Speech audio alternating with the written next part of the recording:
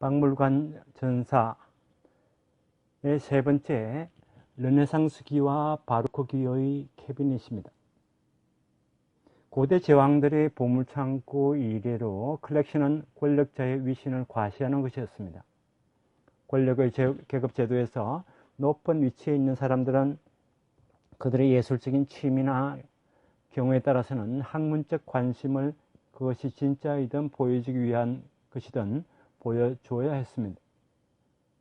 중세에서는 군주와 교회의 성직자라는 구집단이 성유물, 진품, 기물, 기정품, 예술품을 독점하여 일반 대중이 가까이 가는 것을 관리하면서 지배적 지위를 명료하게 보여주기 위해 이것을 사용했습니다. 르네상스기의 메디치는 왕후가 아니었기 때문에 문화로 위신을 높이는 작업이 특히 필요했습니다. 메디치의 컬렉션으로 시작되는 캐비닛은 박물관의 전신이라 불리고 그때까지의 왕후나 교회의 컬렉션과 달리 우주의 일종의 축소판을 보여주려 했습니다. 르네상스기에는 아름다운 라틴 문화를 점유하는 유마니스트, 즉 고전학자, 그다음에 고대인의 생활에 관한 지식을 점유한 고대 유물 연구자, 예술작품을 점유한 예술가, 학문을 점유한 학자 등 새로운 사회 집단이 형성되었습니다. 이들 집단에게 있어서 고대 유물, 자필 원고, 진품, 기물, 예술품, 과학기구 등은 그들의 지식이나 기능에 필요할 뿐 아니라 그들의 사회적 귀속을 보여주고 계급제도 속에서 그들이 점유하는 독점을 보여주는 징표였습니다. 캐비닛은 이러한 예술가 지식 생산자의 거점이었습니다. 캐비닛은 르네상스의 결과로서 출현했다고 할 수 있고 캐비닛은 르네상스의 원동력이었다고도 할 수 있습니다.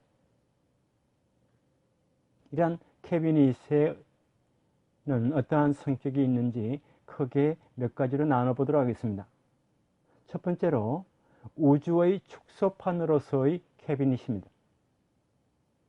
14세기에서 16세기인 르네상스기, 17세기의 바로크기에 왕후 귀족이나 부유층 인사들에 의해 만들어진 캐비닛에는 자연산물 나툴랄리아와 인공물 아테팍타의 진품이 수집되었습니다. 캐비닛은 사유화된 만물의 모델이고 우주의 축소판이었습니다. 우주는 신의 세계인 마크로코스모스와 인간의 세계인 미크로코스모스로 이루어져 있었으며 캐비닛에는 신에 의한 창조물 나툴랄리아와 사람에 의한 조성물 아테팍타가 수집되었습니다. 마크로코스모스의 대표는 동식물, 광물이었고 미크로코스모스의 대표는 그림이었습니다. 과학기기도 인공물이기 때문에 미술 공예품과 마찬가지로 아테팍타로서 수집되었습니다. 미술품이나 자연사 자료나 기기가 함께 소장되어 있는 것은 오늘날에 우리에게 기묘하게 보일지 모르지만 거기에는 그럴 만한 이유가 있었습니다. 먼저 왕년의 캐비닛의 모습은 그림을 참조해 주시기 바랍니다. 캐비닛에는 그림, 화폐, 보석 세공, 악기, 무기, 자동기기, 시계, 수학, 천문학기구, 공구, 기술모형, 동식물, 광물, 화석의 진품이 진열되었습니다.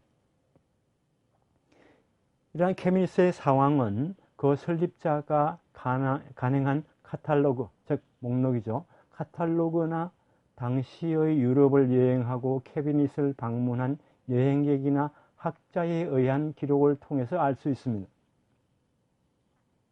캐비닛의 대부분은 30년 전쟁을 시작으로 하는 혼란과 시대의 추이 속에 소실되었습니다. 남아있었던 컬렉션도 분할되어 사람들의 수중으로 들어갔고 원래의 캐비닛으로서의 존재도 상실하였습니다.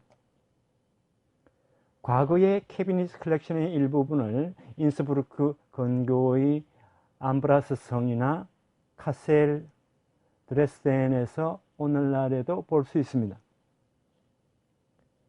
캐비닛, C-A-B-I-N-E-T. 자, 독일어는 캐비닛이라는 용어에 대해서 설명하고자 합니다. 이 용어는 작은 방, 골방 혹은 수장고, 수장상자를 의미하고 영어로는 벽장이란 뜻의 클로젯에 해당합니다. 진품 수장고라는 의미로 박물관의 전신을 캐비닛이라고 부르기도 합니다. 동의어 유의어로서 독일어로는 경이로운 방이라는 뜻의 분드캄머, 미술공예방이라는 뜻의 쿤스트캄머가 있고, 프랑스어로는 진귀한 방이라는 뜻의 캐비네트 큐리오지테, 영어로 진귀한 방이라는 뜻의 캐비넷 오브 큐리아시티라고 합니다. 라틴어나 이탈리아어에서는 캐비닛을 가리켜 스튜디오, 스튜디올로, 갤러리아 등등 있습니다. 스튜디오는 서재라는 의미가 있고 학자의 연구실이라는 뉘앙스가 있습니다. 또 스튜디오는 창문이 없는 작은 방을 뜻하기도 합니다. 갤러리아는 신화나 신앙을 묘사한 커다란 그림을 두는 장소를 가리키며 사용되었습니다. 테아트룸은 극장입니다. 캐비닛은 여러 종류의 물건을 수집했던 우주의 축소판을 나타내는 공간이기 때문에 세계의 극장이란 뜻의 테아트룸 문디라고도 불렸습니다.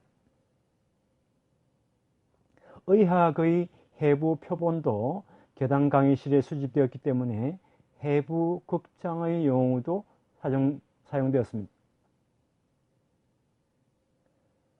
라이덴 대학에서 1589년에 시작한 해부 극장은 그러한 사례입니다.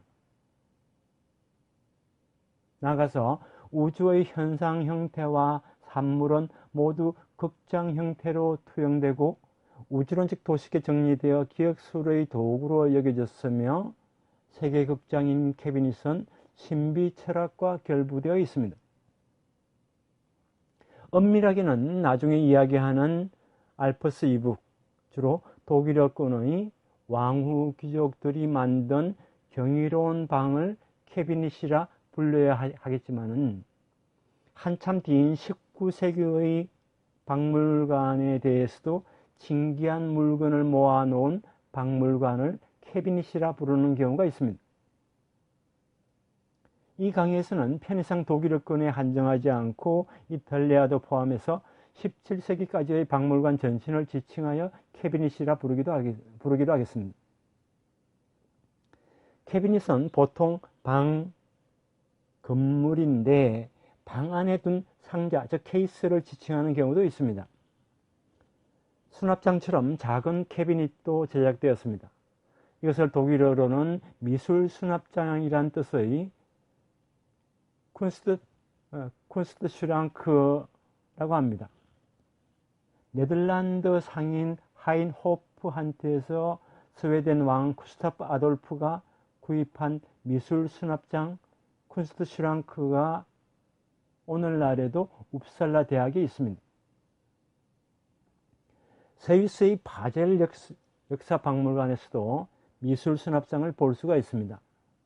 보시는 그림은 미술 수납장의 사례입니다. 스튜디오나 스튜디올로는 그 소유자가 한 사람이거나 혹은 적은 인원의 동료가 조용히 구경하고 명상에 빠지는 곳입니다. 이에 비해 테아트룸은 극장이기 때문에 많은 사람들이 즐기는 장소입니다. 전자는 비전적, 에소테릭하고 후자는 대중적, 엑소테릭이라 할 수 있습니다. 차 한 잔을 마실 때도 정원에서 적은 인원이 모여 조용히 마시는 경우와 다수가 시끌벅적하게 즐기는 경우가 있습니다. 캐비닛은 어느 쪽이냐 하면 비전적이고 그 성격은 자연사 박물관을 중심으로 한 근대적 박물관에도 이어지고 있습니다. 이에 비해 흥행거리, 만국박람회, 과학센터, 그리고 유원지나 디즈니랜드 등 상업 오락시설은 대중적입니다. 이처럼 박물관을 비전적과 대중적이라는 대비로 생각해 보는 것도 박물관의 본질을 이해하는 데 유용합니다. 보물창고에서 캐비닛으로 변화된 상태에서 수집된 물건이 아주 달라진 것은 아닙니다. 양자의 차이는 목록에서 나타납니다.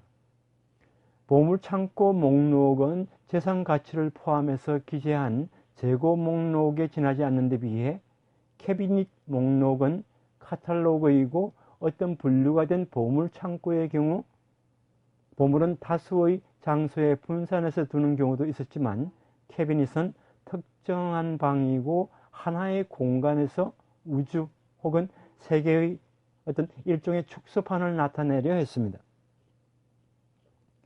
캐비닛을 가진 목적은 위신 고조에 있었기 때문에 주인은 자신과 같은 지배계급의 사람이나 학자의 견학을 허락하고 캐비닛을 과시했습니다.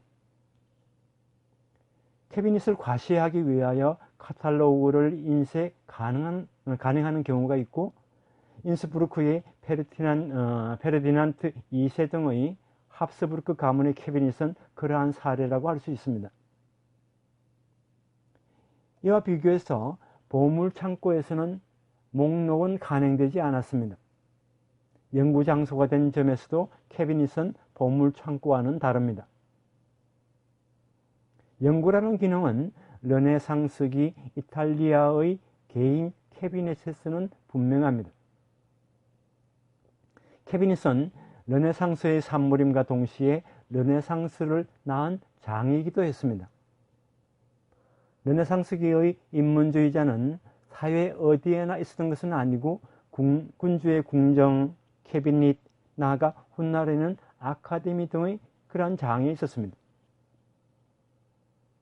지배계급과 지식계급이 모이는 캐비닛은 연구장소임과 동시에 정치, 외교의 무대였습니다.